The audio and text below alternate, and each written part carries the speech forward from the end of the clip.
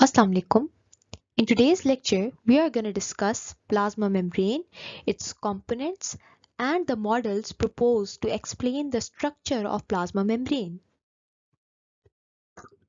Let's start with the introduction of plasma membrane.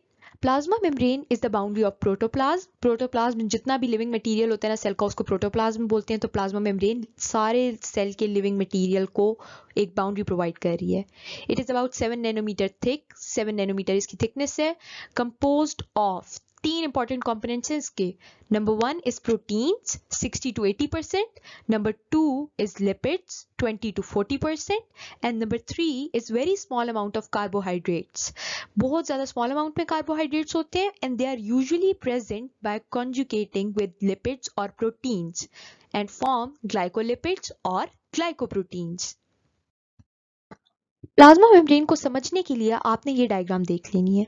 इस diagram में हम देख सकते हैं प्लाज्मा मेम्ब्रेन की दो लेयर्स हैं. ये वाली अपर लेयर है और ये नीचे वाली इज द लोअर लेयर. ये दोनों मिलके फॉस्फोलिपिड बाइलेयर फॉर्म कर रही हैं.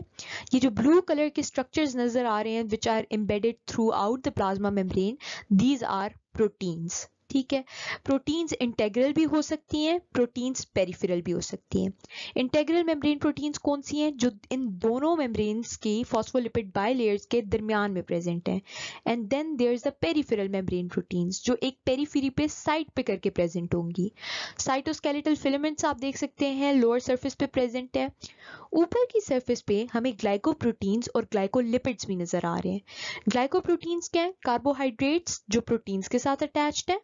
कार्बोहाइड्रेट्स जो लिपिड्स के साथ अटैच्ड है वो ग्लाइकोलिपिड्स हैं. Then there are the protein channels, इनको हम बाद में देखेंगे. स्मॉल अमाउंट में कोलेस्ट्रॉल भी एम्बेडेड है. स्ट्रक्चर अगर डिस्कस करें ना प्लाज्मा मेम्ब्रेन का तो मोस्ट वाइडली एक्सेप्टेड मॉडल जो है वो फ्लूइड मोज़ेक मॉडल है और वो यूज होता है प्लाज्मा मेम्ब्रेन को स्ट्रक्चर को पढ़ने के लिए. According to this model, lipids form the lipid bilayer. कौन से lipids? Phospholipids. ठीक है. This is very important. You should know the type of lipids which form the lipid bilayer. Phospholipids form the lipid bilayer.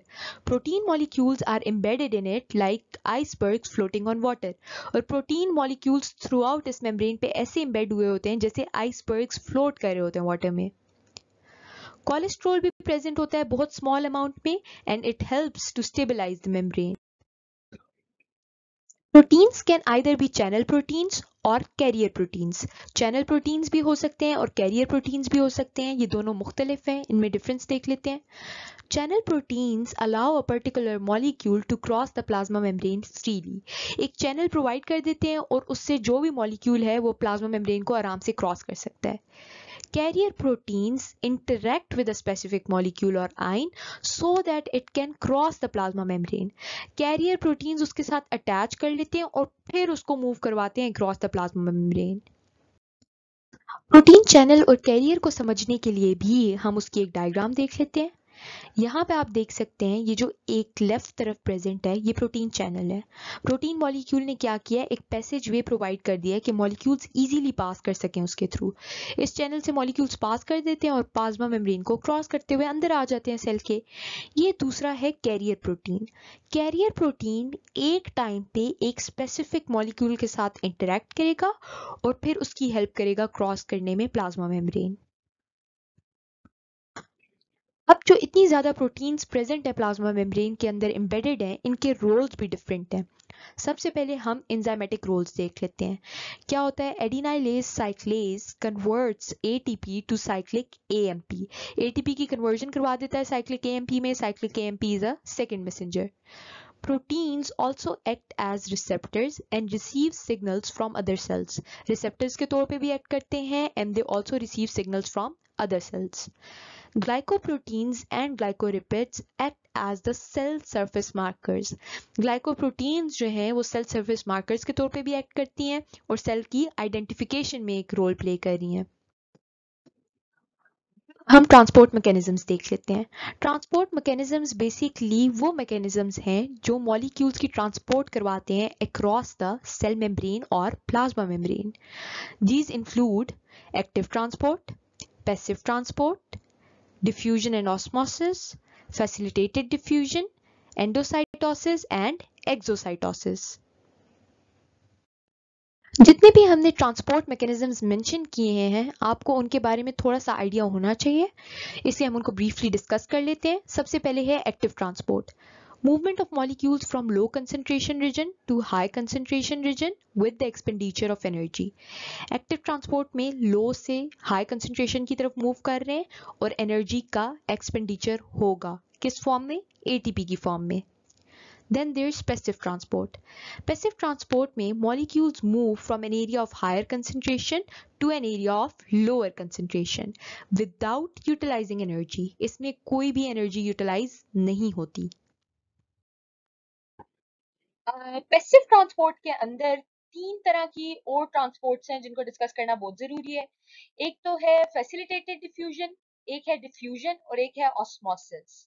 Facilitated diffusion और diffusion का एक बहुत important difference है, वो ये है कि फैसिलिटेटेड डिफ्यूजन जो है ना वो फैसिलिटेट हो रही होती है एक कैरियर प्रोटीन से। However diffusion does not require any carrier protein.